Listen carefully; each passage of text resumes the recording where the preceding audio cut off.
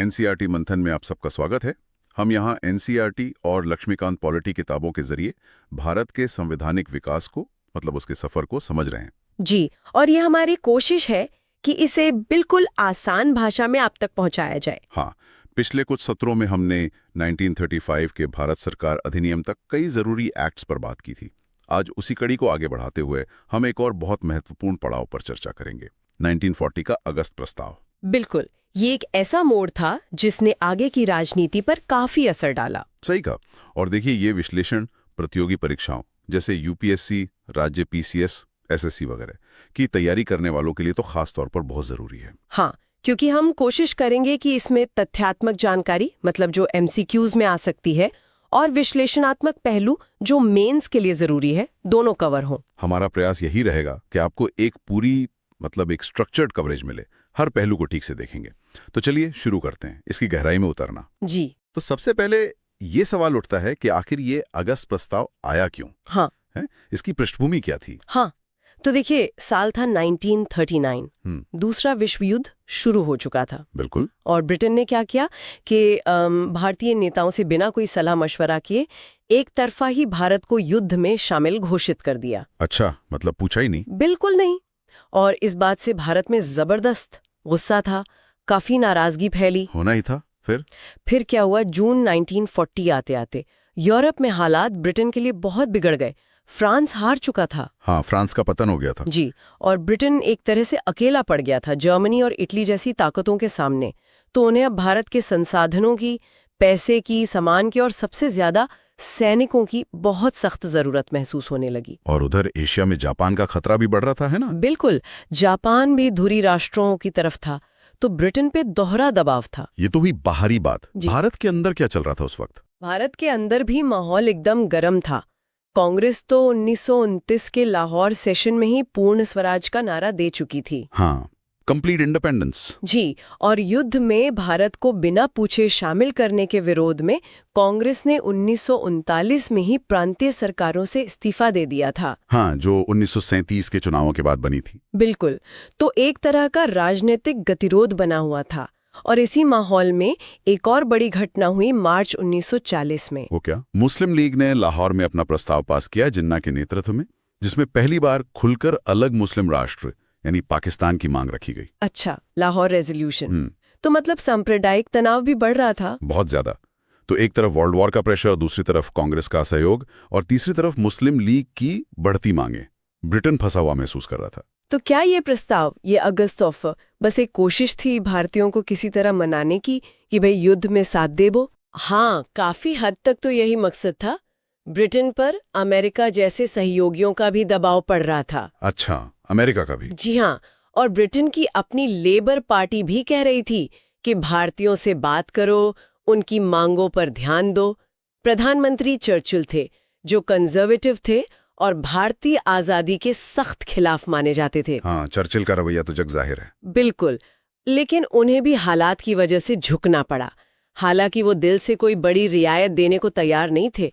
ये प्रस्ताव एक तरह से आप कह सकते हैं भारतीयों को शांत करने, उन्हें बांटने और युद्ध के लिए उनकी वफादारी खरीदने की एक चाल थी। समझ गया। तो चलिए अब सीधे प्रस्ताव पर आते हैं। इसमें था क्या आखिर? 8 अगस्त 1940 को वाइसरॉय लॉर्ड लिनलिथगो ने इसे पेश किया। जी, क्या थे इसके मुख्य बिंदु? जी, इसके कुछ मुख्य प्रस्ताव थे।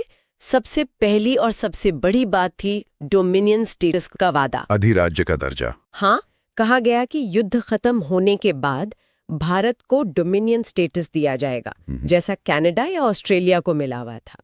और इसमें यह भी शामिल था कि भारत चाहे तो ब्रिटिश साम्राज्य से अलग भी हो सकता है। ये पहली बार था जब ब्रिटिश सरकार ने इतना साफ वादा किया था, है ना? जी, डोमिनियन स्टेटस का ये पहला स्पष्ट वादा था। ये महत्वपूर्ण है। दूसरा क्या था? दूसरा, उन्होंने कहा कि युद्ध के बाद एक रिप्रेजेंटेटिव बॉडी मतलब एक प्रतिनिधि सभा बनाई जाएगी संविधान बनाने के लिए। बिल्कुल, जिसका काम होगा भारत के लिए नया संविधान तैयार करना, और इसमें मुख्य रूप से भारतीय ही होंगे। अच्छा, लेकिन साथ में 2 शर्तें भी लगा दी।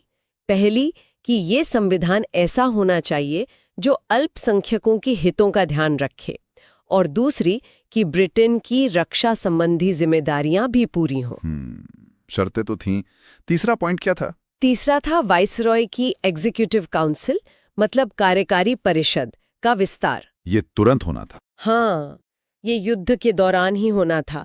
कहा गया कि इसमें ज्यादा भारतीयों को शामिल किया जाएगा जो मुख्य राजनीतिक दलों से होंगे, और साथ ही एक वॉर एडवाइजरी काउंसिल यानी युद्ध सलाहकार परिषद भी बनाई जाएगी। लेकिन क्या इसमें असली पावर मिल रही थी भारतीयों को? यही तो पेंच था। रक्षा, वित्त, गृह, ये सारे जरूरी विभाग अभी भी अंग्रेजों के पास ही रहने थे। काउंसिल की भूमिका ज्यादातर सलाह देने वाली ही होनी थी, मतलब असली कंट्रोल वाइसराय और ब्रिटिश सरकार का ही रहता। समझ गया। और चौथा बिंदु, वो अल्पसंख्यक वाला। हाँ, और ये शायद सबसे विवादास्पद साबित हुआ। इसमें कहा गया कि ब्रिटिश सरकार भविष्य में कोई भी ऐसा संविधान लागू नहीं करेगी जिसे भारत के राष्ट्रीय जीवन के किसी बड़े और शक्तिशाली वर्ग का समर्थन हासिल न हो। इसका मतलब क्या हुआ? सीधे सीधे कहें तो इसका मतलब था कि अल्पसंख्यकों, खासकर मुस्लिम लीग को एक तरह की वीटो पावर दे दी गई। मतलब उनकी मर्जी के बिना कोई संविधान पास नहीं हो सकता था। ओहो, ये तो बहुत बड़ी बात थी। जी हाँ, और इन सब वादों के बदले में जाहिर है उम्मीद ये थी कि भारतीय दूसरे विश्व युद्ध में ब्रिटेन का पूरा साथ देंगे। लेकिन ये वादे तो ज्यादातर भविष्य के लिए थे, है ना, युद्ध के बाद, और उनमें भी शर्तें थीं। बिल्कुल, डोमिनियन स्टेटस, संविधान सभा, सब युद्ध के बाद, कोई पक्की टाइमलाइन नहीं। और वो अल्पसंख्यक वाली शर्त ने तो इसे और भी अनिश्चित बना दिया। तत्काल जो मिल रहा था, यानी काउंसिल में ज्यादा सीटें, उसमें भी असली ताकत नहीं थी। तो फिर भारतीय नेताओं की प्रतिक्रिया क्या रही होगी? अंदाजा लगाना मुश्किल नहीं है। हाँ, प्रतिक्रिया ज्यादातर नकारात्मक ही थे। कांग्रेस ने तो अगस्त 1940 में बॉम्बे में अपना सेशन किया और इस प्रस्ताव को पूरी तरह से खारिज कर दिया। गांधी जी ने क्या कहा? गांधी जी ने कहा कि ये प्रस्ताव राष्ट्रवादियों और ब्रिटिश शासकों के बीच की खाई को और चौड़ा करेगा, और नेहरू ने तो बहुत सख्त टिप्पणी की। क्या कहा उन्होंने? उन्होंने इसे डेड एज अ डोनियल कहा, मतलब दरवाजे की कील की तरह, एकदम मुर्दा, बेकार। अच्छा, तो कांग्रेस की मांग क्या थी उस वक्त? कांग्रेस अपनी पुरानी मांग पर अड़ी थी, तत्काल पूर्ण स्वतंत्रता और केंद्र में एक अंतरिम राष्ट्रीय सरकार जिसके पास रक्षा समेत सारी असली शक्तियां हों। अगस्त प्रस्ताव इसके आसपास भी नहीं था। और मुस्लिम लीग, उन्हें तो वीटो पावर मिल गई थी एक तरह से। हाँ, मुस्लिम लीग का रवैया थोड़ा मिला जुला था। उन्होंने उस हिस्से का स्वागत किया जिसमें अल्पसंख्यकों की सहमति की बात थी। इसे उन्होंने अपनी पाकिस्तान की मांग के लिए एक बड़ी कामयाबी और सुरक्षा कवच माना। हाँ, अब वो मूल भाव करने की बेहतर स्थिति में आ गए थे।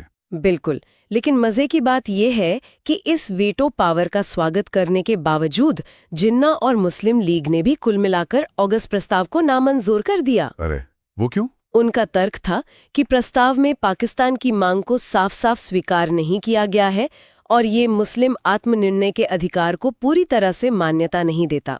मतलब वीटो तो चाहिए था, पर पाकिस्तान का जिक्र न होने से वो भी नाखुश थे। जी। बाकी दलों का क्या रहा, जैसे हिंदू महासभा या दलित वर्ग?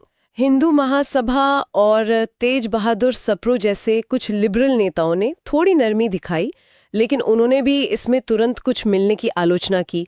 डॉक्टर अंबेडकर के नेतृत्व वाले दलित वर्ग और सिख समुदाय भी अल्पसंख्यक वाले प्रावधान से चिंतित थे।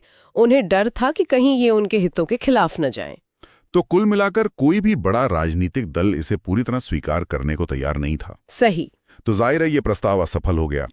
इसके फेल होने के मुख्य कारण क्या थे, अगर हम गिने तो? पहला और सबसे बड़ा कारण तो यही था कि इसमें तत्काल कोई असली पावर ट्रांसफर नहीं हो रही थी। सब कुछ भविष्य के लिए टाल दिया गया था। हाँ, वाइसराय का कंट्रोल बना हुआ था, काउंसिल बस नाम की थी। दूसरा, वादे बहुत अस्पष्ट थे। डोमिनियन स्टेटस कब मिलेगा, कैसे मिलेगा, संविधान सभा कैसे बनेगी, सब गोलमोल था। और ऊपर से वो अल्पसंख्यक वाली शर्त, ये सब टालमटोल की रणनीति लगी। तीसरा, वो अल्पसंख्यक वीटो वाला क्लॉज, उसने मुस्लिम लीग को बहुत ज्यादा ताकत दे दी और कांग्रेस को अलग थलग कर दिया। कई लोग मानते हैं कि इसने बंटवारे की नींव को और मजबूत किया। हाँ, इसने सांप्रदायिक राजनीति को हवा दी, कह सकते हैं। और चौथा कारण शायद ब्रिटिश सरकार की नीयत पर शक था, खासकर चर्चिल की वजह से। बिल्कुल, चर्चिल भारतीय आजादी के खिलाफ थे, ये सब जानते थे। तो लगा कि ये कोई ईमानदारी से किया गया सुधार नहीं है, बस युद्ध की जरूरत पूरी करने का एक तरीका है। और एक बात और, शायद भारतीय पार्टियों के अपने लक्ष्य भी इतने अलग थे कि किसी एक बात पर सहमत होना मुश्किल था। हाँ, ये भी एक बहुत बड़ा कारण था। कांग्रेस को पूर्ण स्वराज चाहिए था। लीग अपनी अलग पहचान और सुरक्षा पर फोकस कर रही थी, जो पाकिस्तान तक जा पहुंची थी। ऐसे में कोई समझौता कैसे होता? सही बात है। तो प्रस्ताव तो फेल हो गया, लेकिन क्या इसका कोई महत्व भी है इतिहास में, या बस एक भूली बिसरी घटना है? नहीं, इसे सिर्फ एक असफलता नहीं कह सकते। इसके दूरगामी प्रभाव पड़े। तात्कालिक असर ये हुआ कि इसकी असफलता के बाद गांधी जी ने व्यक्तिगत सत्याग्रह शुरू किया। अक्टूबर 1940 में। जी, ये एक तरह का सिंबॉलिक विरोध था युद्ध में भारत की भागीदारी के खिलाफ और अभिव्यक्ति की आजादी के लिए। और इसने आगे के लिए रास्ता भी तैयार किया होगा। बिल्कुल, इसने दिखाया कि अब छोटे-मोटे वादों से काम नहीं चलेगा। इसी के बाद ब्रिटिश सरकार को लगा कि कुछ और ठोस देना पड़ेगा। तब 1942 में क्रिप्स मिशन आया। और जब क्रिप्स मिशन भी फेल हुआ, तब भारत छोड़ो आंदोलन। सही। तो अगस्त प्रस्ताव की विफलता ने कहीं ना कहीं स्वतंत्रता संग्राम को और तेज कर दिया। और लंबे समय के लिए क्या असर रहा? आपने वो अल्पसंख्यक वीटो की बात की थी। हाँ, उसका बड़ा असर हुआ। उसने मुस्लिम लीग की राजनीतिक ताकत बहुत बढ़ा दी, उसे कांग्रेस के बराबर ला खड़ा किया। इसने बंटवारे की मांग को अनजाने में ही सही पर बल दिया। और दुनिया की नजरों में ब्रिटेन की स्थिति पर भी असर पड़ा होगा। जरूर। ये साफ हो गया कि ब्रिटेन अपने सबसे बड़े उपनिवेश को संभाल नहीं पा रहा।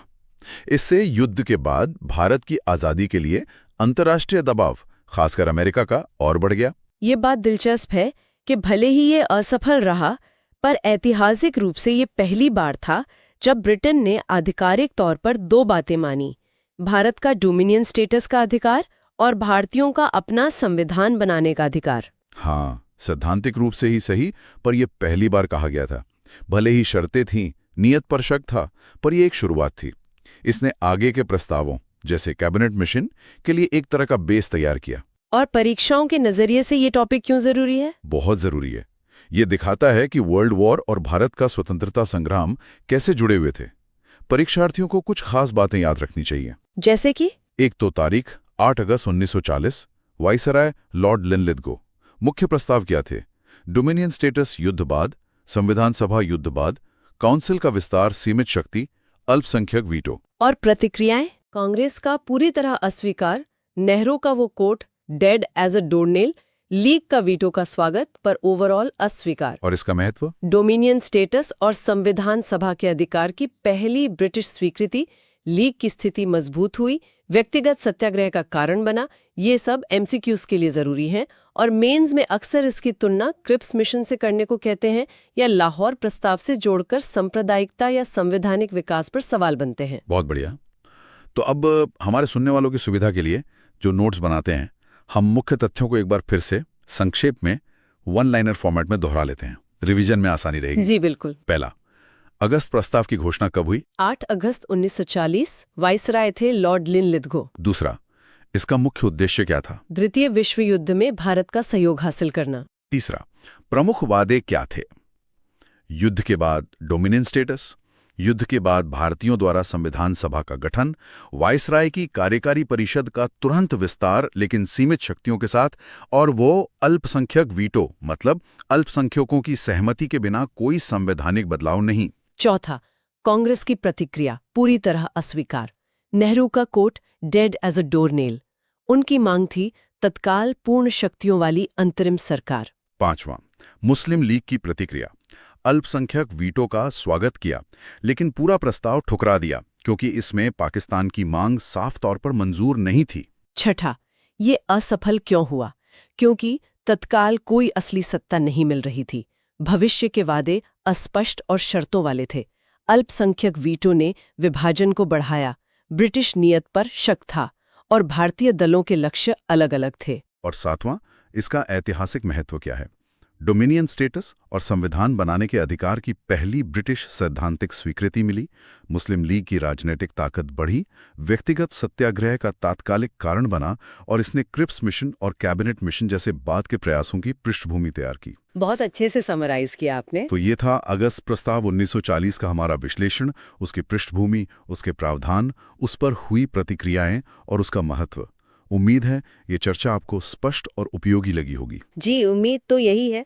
और अगर कोई पूरी भारतीय राजव्यवस्था श्रृंखला को शुरू से देखना चाहता है, समझना चाहता है, तो हमारी प्लेलिस्ट में जा सकते हैं।